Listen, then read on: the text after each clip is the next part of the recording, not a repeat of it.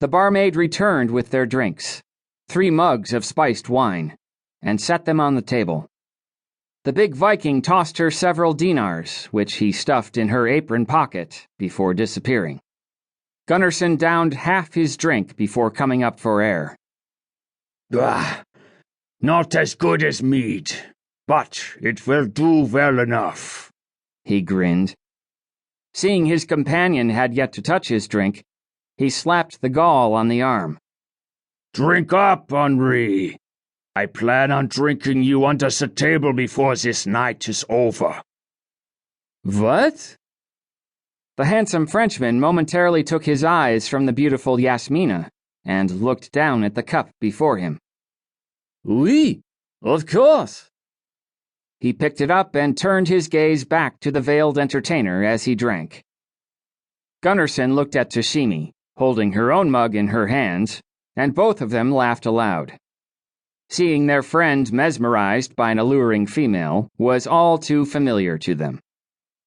Just then, a tall, bearded Arab wearing a blue turban called out to the sensual dancer as she neared his table. Come here, my desert flower, and shower me with your womanly delights.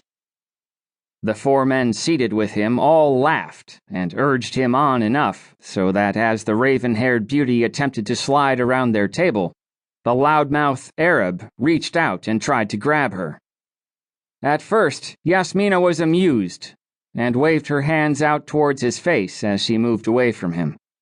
But, not to be repulsed, the drunken patron would not so easily be put off, and he rose up out of his chair and lunged for her. Wrapping his arms around her body, he tried to pull her to him. The dancer, taken by surprise, tried to fend him off, but he was too strong for her. She begged him to release her, but he thought she was merely teasing him, and he tightened his hold on her. Oh no, my desert flower. Hiran will not set you free until he has tasted the honey of your lips. With that, he pulled the veil from her lower face. For the most part, the rest of the tavern patrons had been amused by the Arab's antics, but when the veil was torn from Yasmina's face, revealing a dusky visage of elegant beauty, silence fell on the room. Unhand the lady, you oafish pig, Henri Delacroix demanded as he stood up and yelled at the Arab holding his fleshly prize. Hiran, the Arab, turned to see who it was that insulted him. The sight of the Gaulish archer was not what he had expected to see.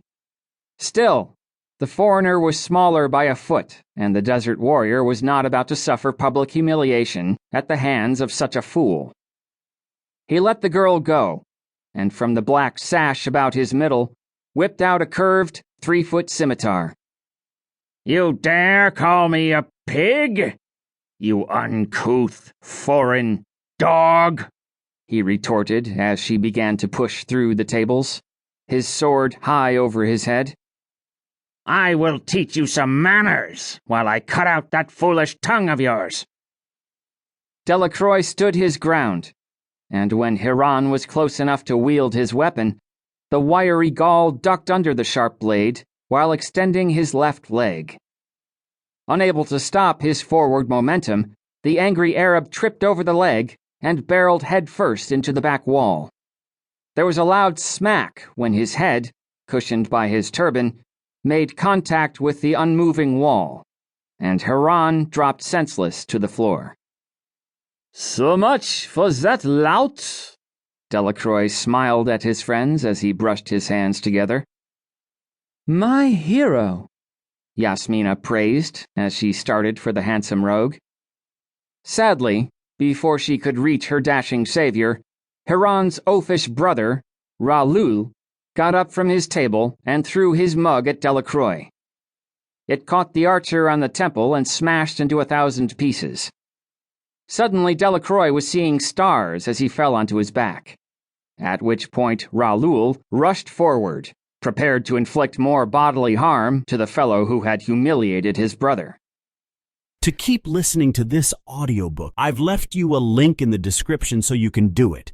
at no cost thanks to Audible's 30-day free trial.